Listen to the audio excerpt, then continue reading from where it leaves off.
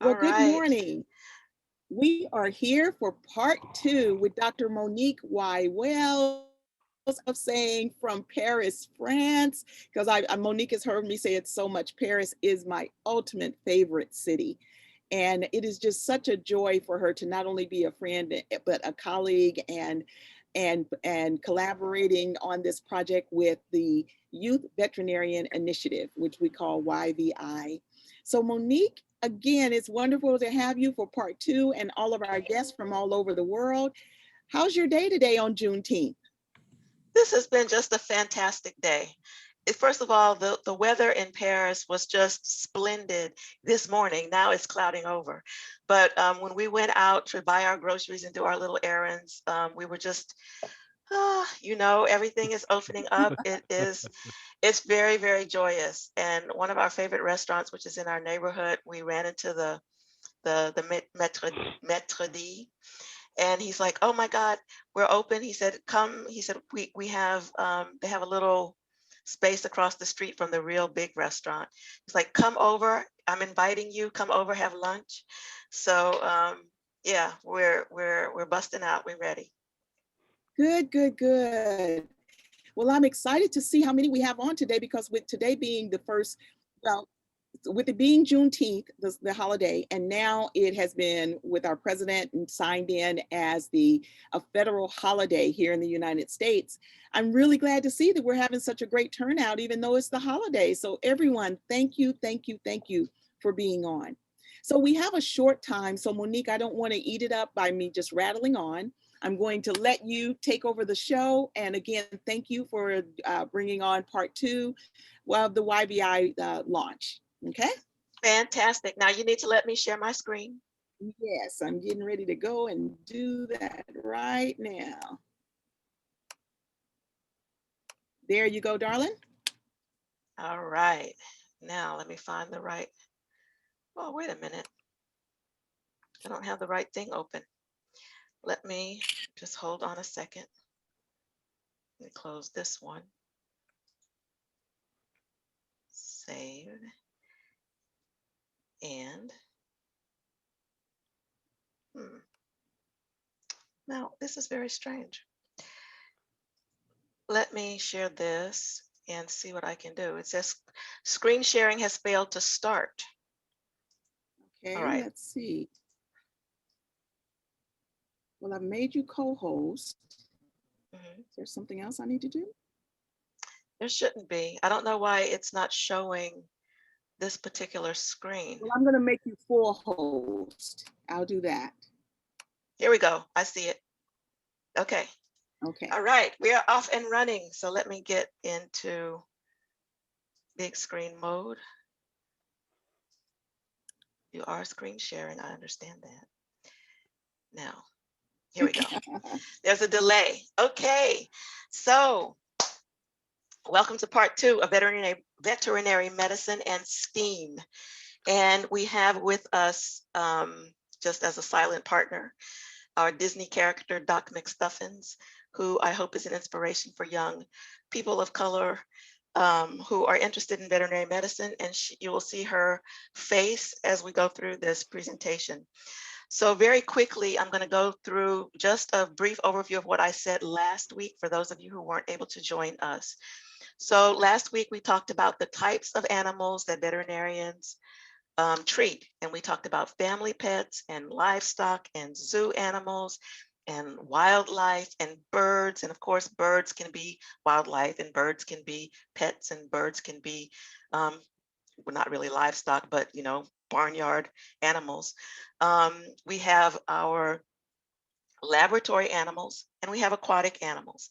And I also talked about the types of things that veterinarians do. So we talked about the large animal and the small animal practitioner. You see small animal on the left, large animal on the right. We talked about not all, but we talked about the fact that veterinarians can be specialists in practice. And we talked about radiography and veterinary radiology being a specialty. And you have this X-ray radiograph of a dog on the left. And we talked about nutrition as a possible specialty. And we have several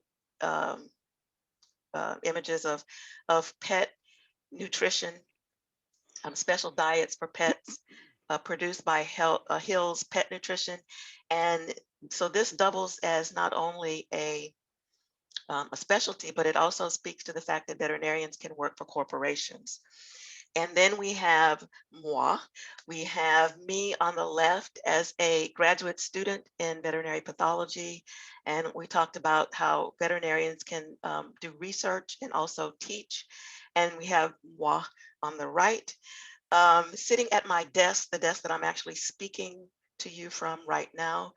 And you see me there with my microscope. And this is me as a consulting veterinary pathologist. And I work for myself in this capacity, but my clients can be corporations and they can be government, and I can do all kinds of things from that vantage point.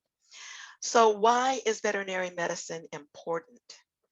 It is important. It is an important element of the quality and standard of life of society in general, society, global society on a national level, state level, and local level. And veterinary medicine and the work that veterinarians do have implications in health, human health, and animal health.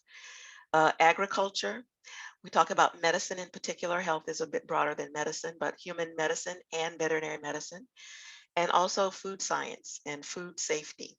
Okay. So we have the possibility as veterinarians to pursue our work and cross over. So we'll have medicine crossing over into disciplines that are biologically based, like biotechnology. And I mentioned the PCR test. So the PCR test is the type of test that is being used to test for COVID-19 right now. We have bioengineering, and a good example of that is medical devices such as, joint replacements or artificial valves for the heart. And so those things need to be developed in animals and tested in animals. And so that's bioengineering, and veterinarians are deeply involved in that. And then we have bioinformatics, and I don't mean to imply that this is the only other one, but bioinformatics is collecting data, like collecting data about proteins and DNA and all of these various subcellular type things, and filing them and using that information to create therapies. And gene therapy is an example of that. We also can be much broader as veterinarians and have impact in public health, in public policy, which is the laws and regulations that inform public health, and also law in and of itself. There are all kinds of laws that are particular to veterinary medicine. There's laws that pertain to pharmacy. There are laws that pertain to ownership of animals. There are all kinds of laws. And so you can be a veterinarian and pursue law as a career if you would like. So I'm just trying to paint a picture to show that, the possibilities are virtually endless when you become a veterinarian. And my story from, I like to say for my nonprofit that we have a local to global impact. And local for me starts with my hometown of Houston, and global, I've been around the world because I'm a veterinarian, and I'm going to share with you just a little bit of that. Let's see, just a second. There we go. All right, so I am from Houston, Texas. Houston, Texas is located right about here on this map of the United States. And when I went to school, I left Houston and I went to Philadelphia, Pennsylvania, which is over here on the East Coast. And I studied at the University of Pennsylvania as an undergraduate student and as a veterinary student, okay? And so I was 8 years in Philadelphia.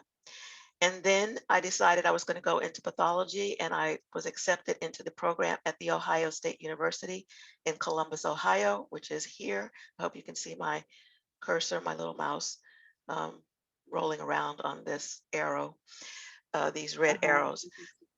And then I got a master's degree in veterinary pathobiology at Ohio State and was hired to come back to Texas.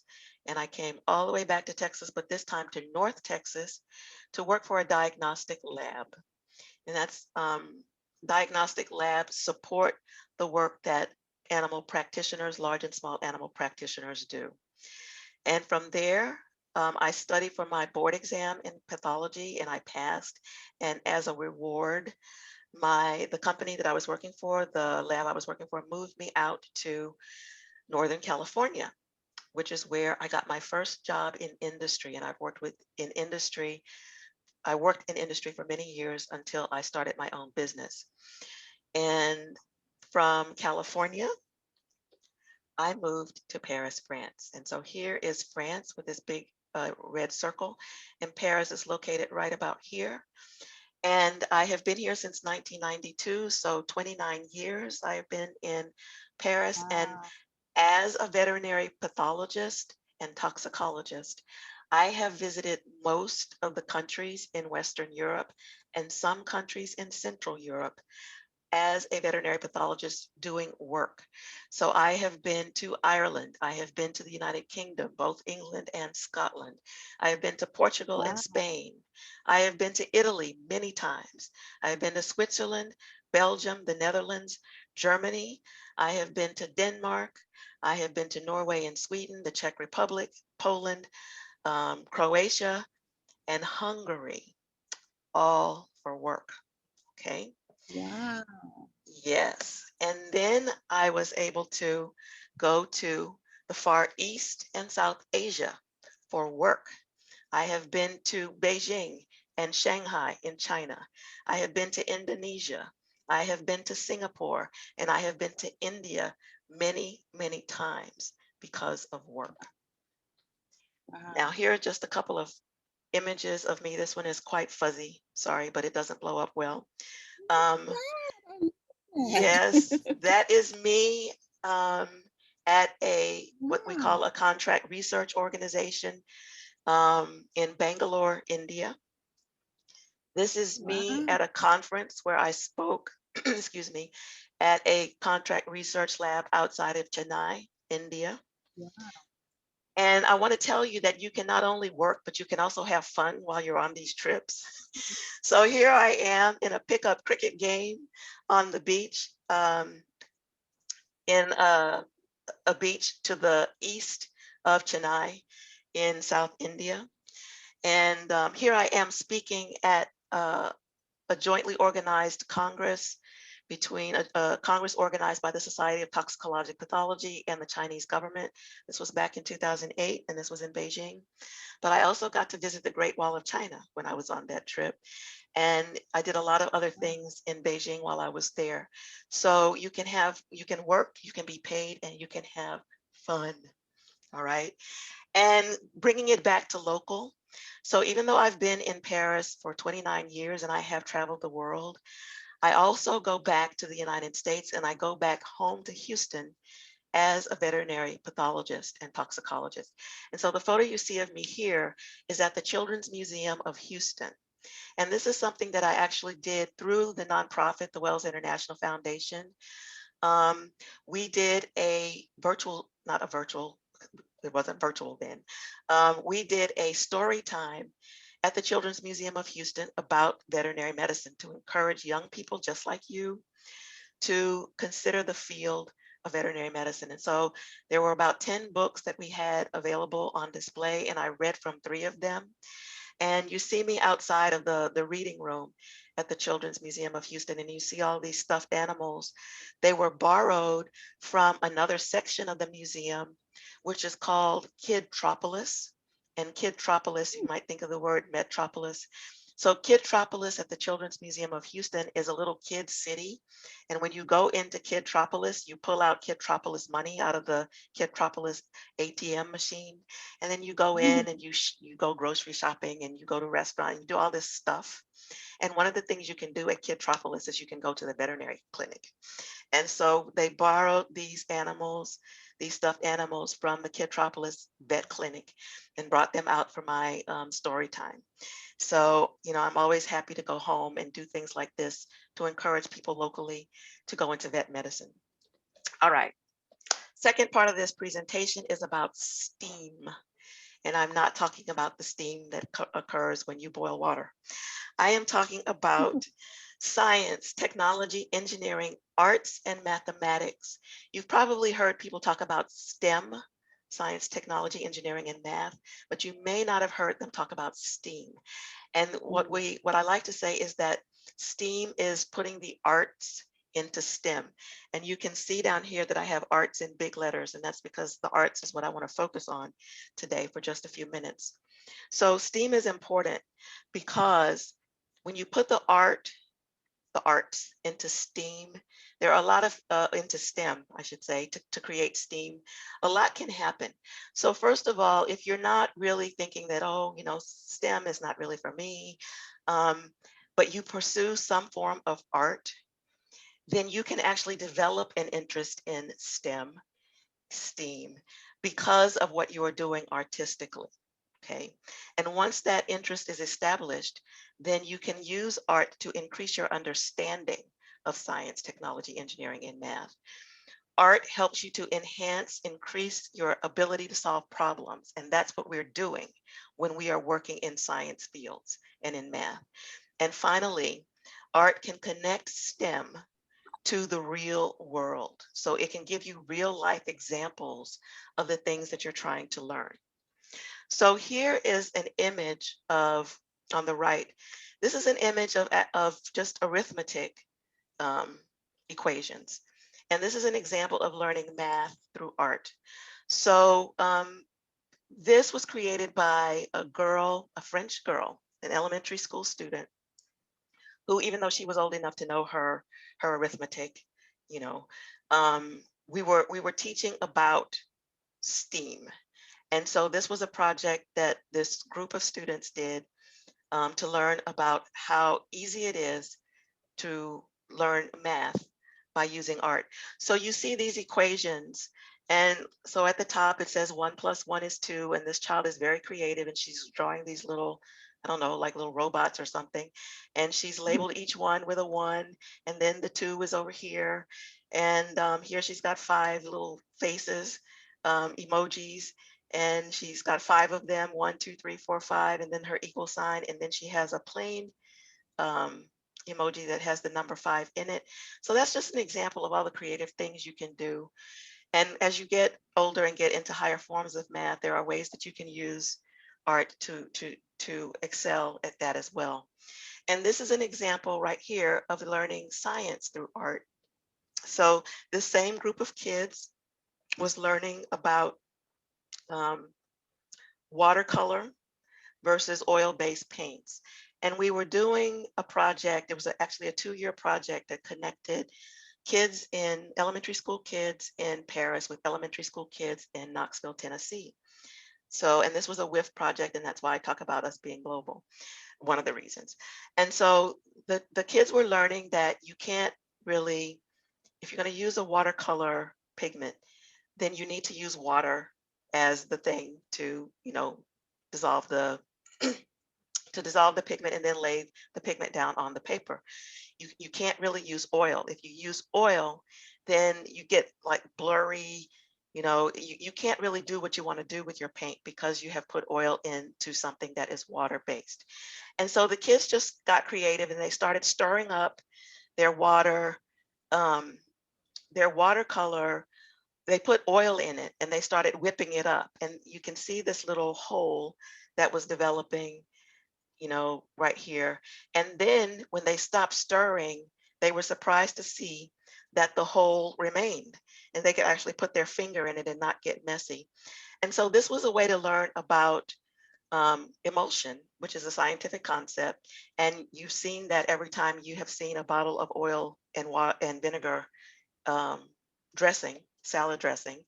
You shake up the bottle and it stays together for just a little bit, but left to its own devices, the oil will rise to the top and they don't stay together naturally. So this is just an artistic way of, you know, learning about that concept. And by the way, food, culinary pursuits, that's art as well. So if you like food and cooking, you can learn a lot about science and math, okay? Last time, June 5th, with our kickoff, we gave everybody who attended our presentation a free PDF file that is of a coloring book called Vets of All Colors. And it has about 18 pages. And most of those pages they portray a veterinarian. There are a couple that portray veterinary technicians, and then there's one image that portrays a little girl who wants to be a veterinarian. But there are a lot of images of veterinarians, and I am one of them. So this is one of those pictures. And when you color this, because you'll be able to get a copy of this, when you color this, you'll be cementing in your mind the things that are on this page. So it says, become a veterinarian and travel the world. All right. It'll help you to remember what I've talked about on this brief presentation. You can see my microscope here. You'll remember that I'm a pathologist. There's a little space right here that asks you to draw something in this circle right here that you imagine you would see if you were looking through the microscope. And you can see me, that's me, with a snake wrapped around my shoulder. And that speaks to this story right here of when I was young and doing all my activities to get myself ready to be a veterinarian. I volunteered at the Children's Zoo in Houston, and I was able to take care of animals there, including snakes. So very briefly, my STEAM story, and then we're going to take your questions. So what you're seeing right here is an image of a worksheet that I received when I was a first-year veterinary student. And when you're a first-year veterinary student, one of the courses you take is called histology. Histology is the study of the normal structure of tissues and organs. And so we would get these sheets, and Felix, who was on the call, who was my classmate, maybe you'll remember this. Dr. Weiss would give us these sheets, and they would be, just black and white. And I would always color them. I always had my colored pens, and I would even take my class notes in color so that it would help me remember things. And for pathologists, the structure of tissues is extremely important. You cannot do your work without knowledge of that. And so here is a picture of what I used that histology, all of that coloring and everything for. So as a pathologist, we're looking at tissues and we're looking to see what is not normal, what is abnormal. And we will take pieces of tissue from all the organs, and we'll slice them really, really, really thin, and we'll put dye on them. Okay, more art stuff coming through. We will dye them so that normal tissues will have certain colors, and we know that what the colors are supposed to be. And so over here, you can see 4 pieces of liver on this slide, very thinly sliced, 4 pieces of liver here. And we put another little thin glass slide on there. And then I put that on under the microscope, and I look at them. And so on the right, this is an example of what I would see. And so again, you can see that there's pink, and you can see that there's white. And you can also probably see little blue dots, okay? So those are the dyes that stain normal tissues. And we know that, well, if you were a pathologist, you would know that this is a very abnormal liver, because the liver is supposed to be all pink like this. But because I see these big white areas, I know that something is wrong with the liver. Okay, we won't go into what that is, all right? But I can look automatically just from putting it, even without even getting it really big magnification, right? I can look at that and say, this liver is not normal, okay? And so that's what pathologists do. So here. So Monique, yes. When you're looking at that, you're looking through that machine that was on your desk, and this is what it's showing you. That's right. Wow. Oh, look at that. Yes. So this is the sheet that I showed you earlier, but that has been colored in, and we have the person who colored this on our call today. It's Danielle Corbin. And Danielle did a beautiful Wow. job she's traced my name. So that's going to help her remember my name, right? She's colored in all the letters for Become a Veterinarian and Travel the World. And so now that she's seen this presentation, she'll remember that more vividly. She's colored my microscope. She knew that purple was my favorite color. She colored my microscope and she colored my blouse. And where the space is where you can fill in something that you think you might see if you were looking through a microscope, she drew an animal cell, and she's actually written that animal cell, Yeah. and Oh, she good signed it job. there. Yes, and so Danielle is a 6th grade science teacher, and she's going to share this coloring book with her students and allow them to have the same Wow. experience. So that is my presentation, and I am ready to take questions. Oh my goodness. Yeah, Monique, I've known you for years and I've learned a lot even more about you today. And the fact that you traveled to so many different countries, I just love that. That's exciting. So, is there anyone, let's stop sharing the screen, Monique, so that we can Okay, see everyone's beautiful faces. okay. All right, there we go. There we go. Are there any questions? Joseph, I think you're talking, but you're on mute. Were you Not saying something? talking, Oh, you weren't? not Okay. talking, not Well, talking. Monique, I have a question. Uh-huh. Because see, when until you started showing us about the sales, I was thinking, okay, she has to look at the insides and all that. And I have a queasy stomach.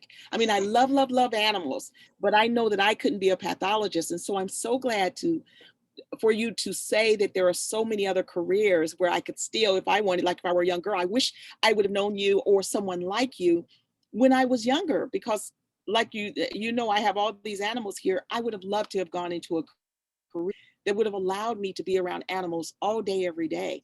I just Mhm. could not have been a pathologist. I mean, to even cut up raw chicken to cook, I can't do it.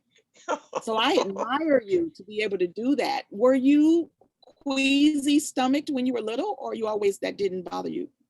No, I got my first microscope when I was like 8, and I had a dog, and the dog lived in the backyard. There was a house and everything, but there was a big water bowl, and occasionally there would be mice that would come in and they would jump into the water bowl to try to drink, and they would drown. And so I would take those mice and I would cut them up and I would put them in alcohol. I didn't have the real fixative that the professionals use, but I fixed them in alcohol, and How did you know to do that? I was into it. What can I say? Wow! Oh my goodness, Felix, you're sitting there chomping at that. How Oh, are I'm you? good. I'm great, thank you. No, I loved Monique's experience, and I was going to ask Monique, as a pathologist, when you're looking at tissues, do you know anything about the health of the animals when they went in? Do you tie things together? Well, that's what the diagnostic pathologist, that's really what our job is, because we are supporting the small animal and the large animal practitioner. And so we are normally getting just little pieces of tissue. Normally, we're not getting the whole animal. Sometimes when the animal dies, then we can do an entire, it would be like an autopsy for people, but we can do the entire animal. But at a diagnostic lab, normally what we're getting is just a little piece of tissue. So let's say that your dog has a lump on its head, just under the skin. So the veterinarian will take a piece of that lump, or it'll take all of it, and put it into formalin, which is what we call the real fixative that we're supposed to use, and send it to the diagnostic lab. So the veterinary pathologist says, okay, we know that this little piece of tissue came from a 3-year-old dog. It was a Pomeranian, and and this is taken from the front part of the head. And so then we cut that in and we dye it, we stain it, and we look at it, and we can say, okay, this is just fat. It's just a lump of fat, or it's a tumor, or it's an abscess, maybe something, maybe the animal was, I don't know, bitten, or maybe it went out into the woods and got something embedded in its skin, and that dove in. And so then an infection set in. So we will know that. That is really what we're supposed to know when we are a diagnostic pathologist, okay?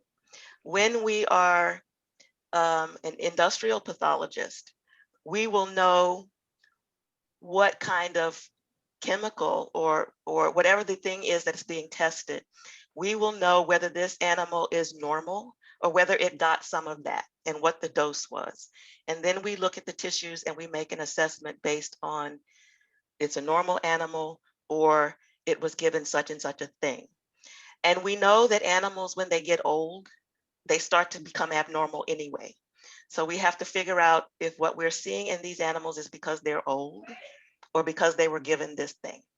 So that's just really, really very basic information about the kinds of things. If we're really looking at tissues, that's what we're doing. Mm, mm.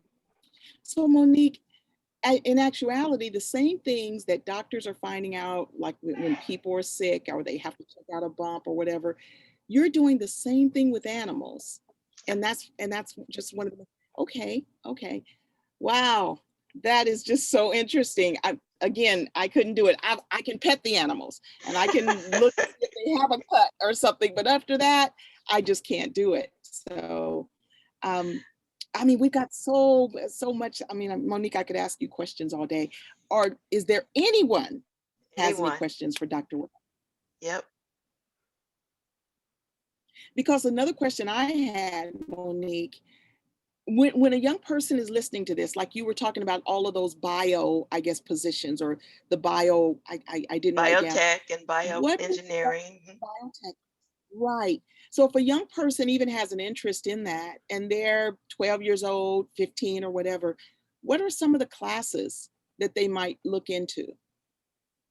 Well, if you want to be a veterinarian of any type, you need to be very, very good in science and math. So you're in middle school, we're just talking about whatever science is available. And you always want to be doing your math as well.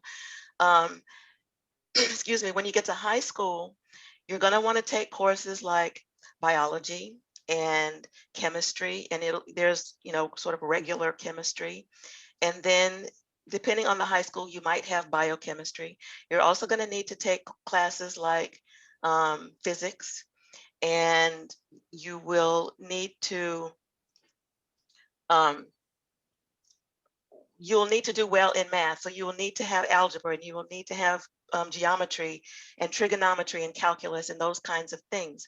And so what I'm saying about the arts is that particularly if you like music, music helps you to excel at math.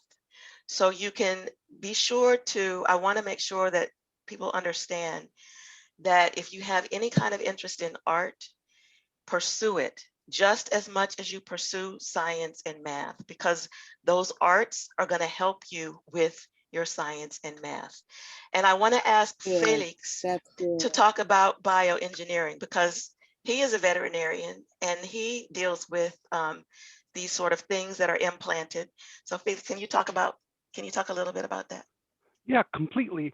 And I think really what Monique is talking about, where math becomes really important, is I think the best example I can give you is geometry. I mean, in geometry, you have to pay attention to angles and how things fit in and how one thing pushing on another might affect the other. So if you look when I push at my hand, the fingers move right, but the bottom moves as well.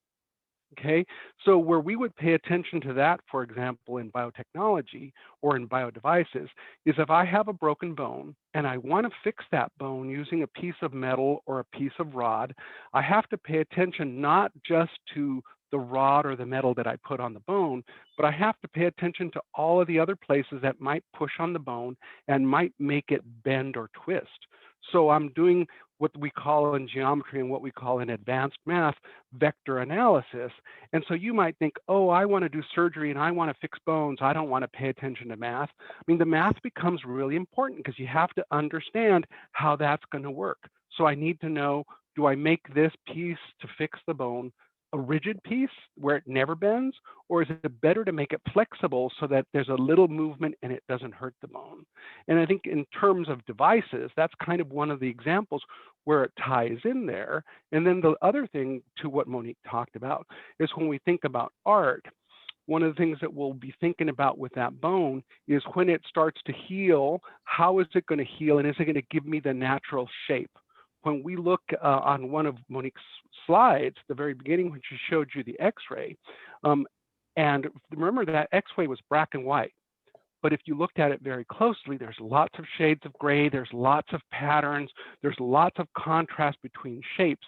And so if your eye is used to looking at art and your eye is used to looking at the differences and subtle changes and the way they kind of are interconnected, then you have a really big advantage in learning how to interpret, or we call it read, how to read an x-ray in terms of I see patterns and I see shapes and I see them changing. And those kinds of changes are one of the things that you would look for. So I think just, at the beginning, you might think, how is art work and how does math tie into vet? I want to do surgery. I want to do, animals. It all ties in. And that's where STEAM education is really important. Thank you. I Wow. couldn't have said that better myself. Yeah, and I never would have thought about that. Even with you talking about how much of a bend, I didn't relate that to math, you guys. I mean, it just did not compute. And then with you talking about the arts, like I've had a surgery before, and my doctor thought about how that wound was going to heal. And the way she sold me, you don't really see my wound. Well, I have a girlfriend, a dear friend, that had the exact same surgery, and she has this huge stitch going up her stomach. But it's the same surgery. And so one doctor thought about it and the other one didn't. And again, that's 15 years ago. And I didn't think about the art of it until what you just said. Yeah. That is truly amazing. Well, and I think that's why we want to encourage people like Joseph and Tori and the other students that are on this call, that even though, math might seem really boring, or, you don't want to learn your times tables, or you don't want to learn that, it's going to be important because there's a lot of things that it ties into. Absolutely. Wow. That's amazing. That's amazing. Well, Felix, we're looking forward for all of you. We're going to also feature Felix. Now, Felix, should I be saying Dr. Vega? But I was born called Felix. That's good. At work, sure, Sharita, you can call me Dr. Vega, but now you can call me Felix. That's fine. Okay. Well, Felix, that's how I say. Yes. Forward to having you on. And Monique, we're a little past the hour, but that's the wonderful thing about being on a Zoom call. You can go over and there's no commercials or somebody in our ear telling us to cut off. Monique, is there anything else that you would like to tell our young people, not only though and our guests today, or anyone that will listen to the video even after the fact? I just want to say that we're off to a great start with the Youth Veterinarian Initiative. There's going to be a lot of stuff coming down the pike. We're going to explore all kinds of aspects of veterinary medicine. We're going to explore all kinds of specialties. We're going to talk about all the types of things that I mentioned that are not necessarily treating animals, but the way that veterinarians interact with society with regard to public health and all of that.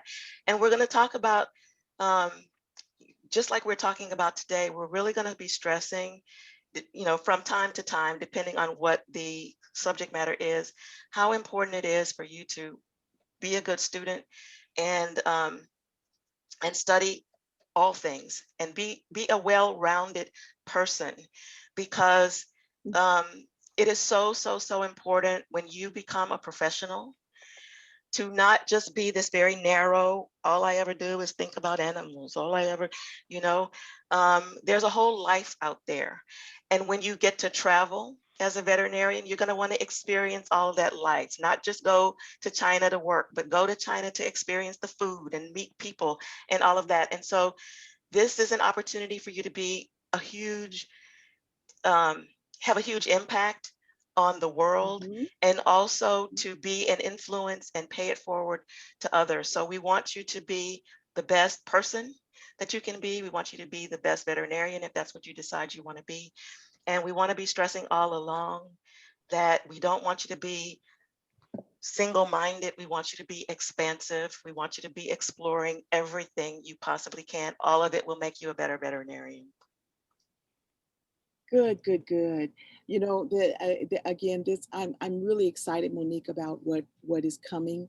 In addition to, you guys, you will be getting a calendar, just marking the days. We may not have all the days filled in as far as who is going to be our special guest, but you know, Monique, I dreamed about this program, and I thought it would be really fun for our young people that come on. If they have a dog like my dog Joy, or a cat, and maybe you or someone would just show them, if that dog's leg is hurt, what kind of wrap, and maybe we would tell them to what kind of wrap to bring on, and they just wrap their dog's leg or their paw that day or something, you know, that we do some kind of exercise like that. I was dreaming that, and I was like, oh wow, it's so and so, look how you have it wrapped. And I woke up and I was just grinning. Felix, it looks like you were going to say something. Oh no, I'm just nodding and agreeing because I think it's a great program, okay. and I'm looking forward to inviting other young people that I know to join us. Fantastic. Oh, me too. Me too. Because, you know, again, to be able to do this live and them to be able to interact, it's so different than if they were just watching television. Yes, there's a lot of dog shows and veterinarians that are on, and they're great shows. But the kid kind of sits there and they're talking to themselves like, wow, look at that. And no one is talking back.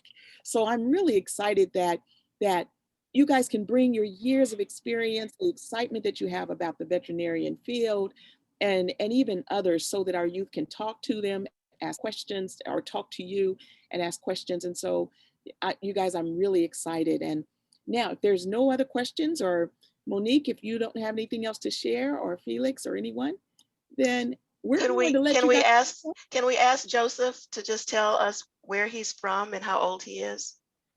Oh yeah. Joseph, can you come off mute?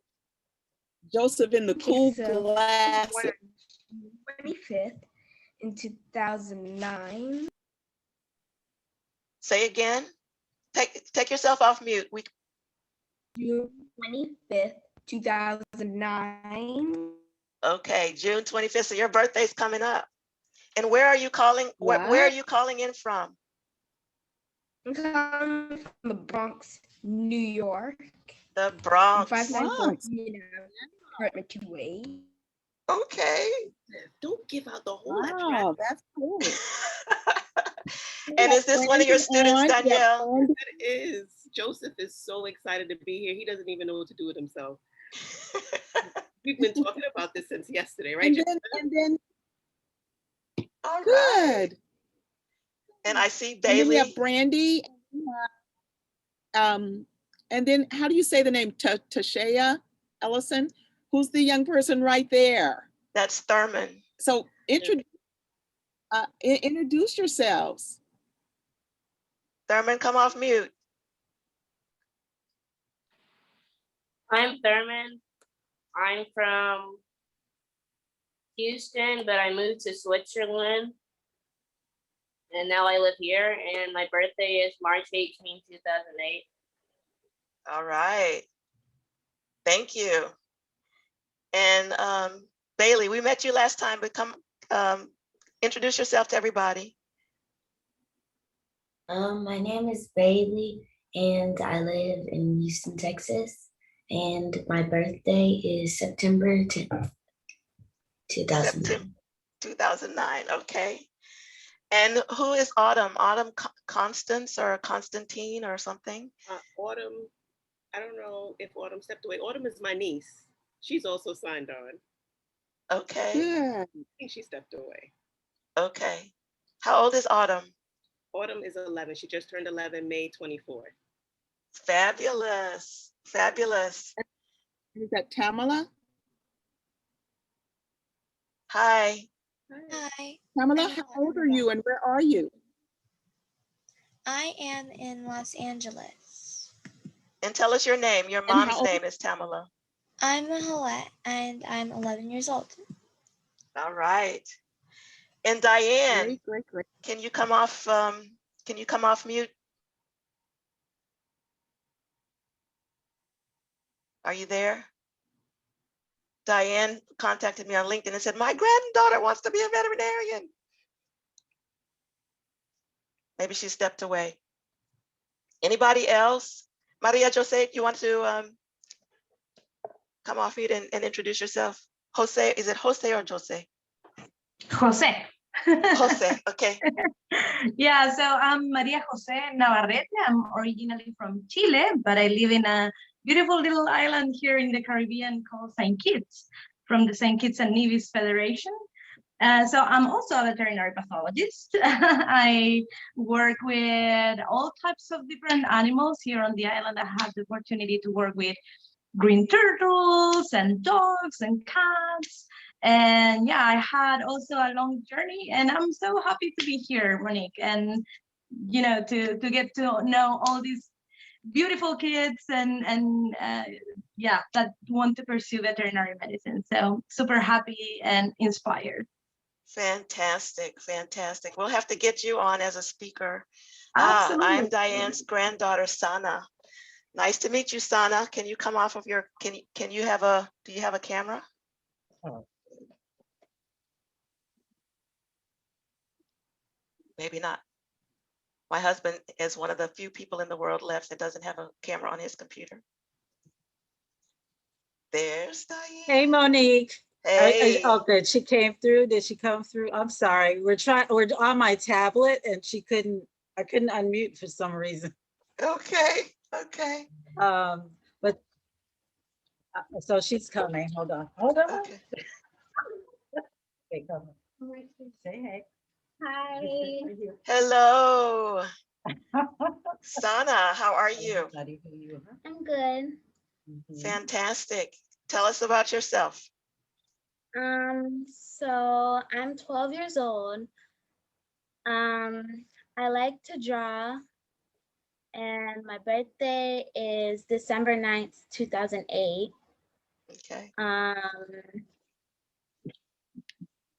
Yeah, that's it. And we love animals. And I love animals. I have 2 cats in my house. Fantastic. This is a great program, Monique. Thank you so much, you and Sharita. She's really enjoyed it so far. I'm really excited. It's our and thank pleasure. you, kids, for being on. And please share with your friends, your cousins. You know, sometimes young people may just have a dog and they just say, well, I just have a dog, but they don't know that they have this interest. So again, I've known Monique forever, and I learned a lot today. And then listening to Felix and just hearing about the bone and the structure, I'm learning a lot. So I'm sure that kids, when they hear about this and you have the interaction, that they'll enjoy it too. So I want to thank all of you for being on. This is really exciting, and happy Juneteenth to all of you. Sharita, Can we see Tori Kimball? I see the top of Tori Kimball's head. Tori, say hello. Wave. I'm Tori, and my birthday is October 19th, 2000. 2000 which? 2000 what, Tori?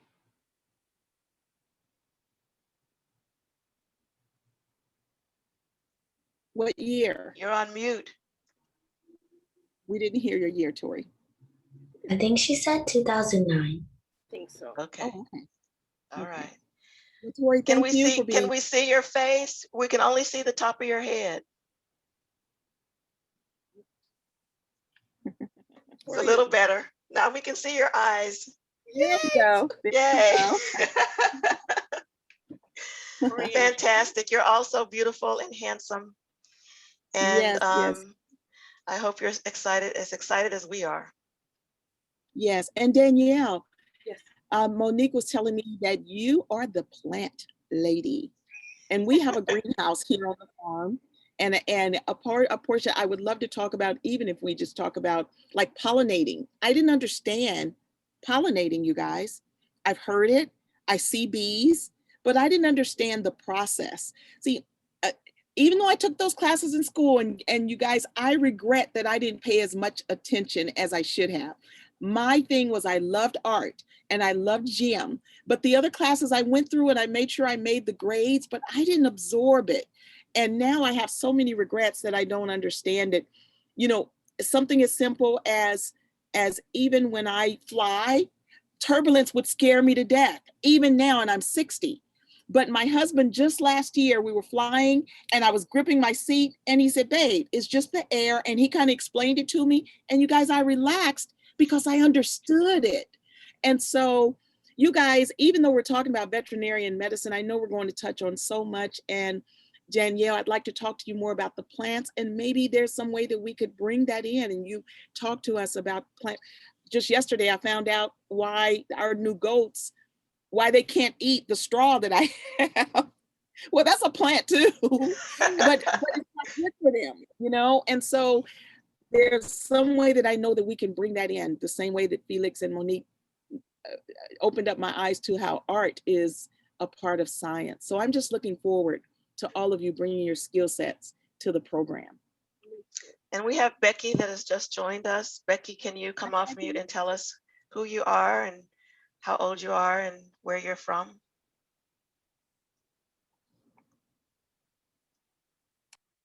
Becky?